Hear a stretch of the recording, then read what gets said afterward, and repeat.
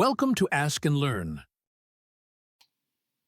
So we're continuing our work around physical chemistry here, and we're going to be taking a look at a distillation column.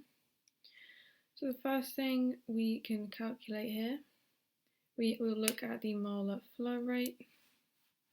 So the calculation we need for this is as follows.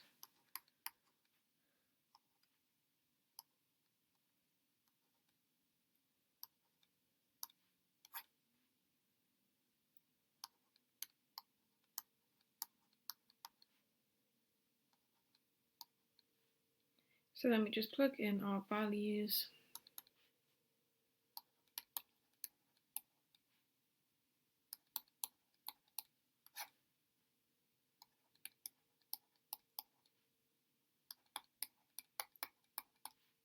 We get a value of 195 kilomole per hour. Continuing on, we have a molar flow rate of the residue, so we've just calculated for the feed.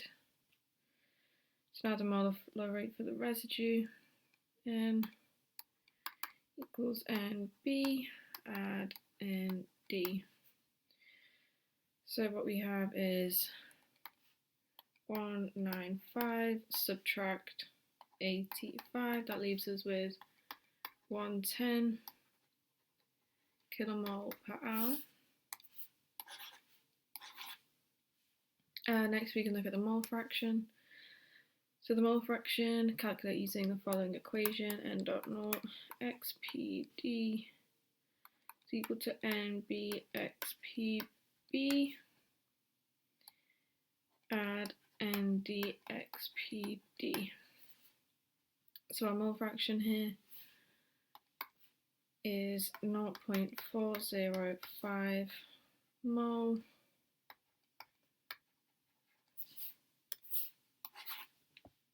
So moving on to the second part now.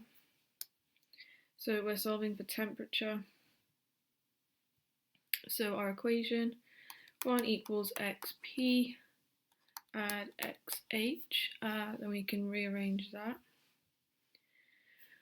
because it is also equal to ypp divided by pp star tb, temperature, add yhp over ph star tv. So we rearrange for temperature, we find temperature, and it is 37.3 degrees Celsius. Once we've plugged in our values, the next thing we can take a look at is solving for the volumetric flow rate of the vapor out of the top of the column. V is equal to N dot VRT divided by PV. Plug in our values, we get a value of 4.33 times 10 to the 6 litres per hour. Continuing on, we can calculate the volume feed rate of the distillate. We have V dot D is equal to VPD, add VHD, which is equal to 7.76 times 10 to the 3 litres per hour. Moving on to part C, we're solving for temperature again. So we have this equation, P is equal to XPB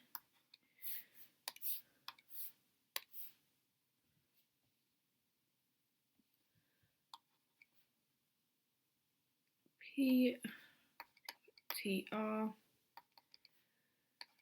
add XHB PH TR. So we solve for TR.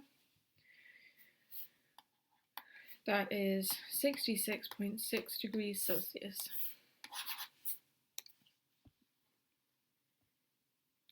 So moving on to the next part, we're applying Malute's law to pentane to solve for its mole fraction in the vapor boilup. So what we have is YPBP is equal to XBPPTR. That can be rearranged, XPBPPTR over P.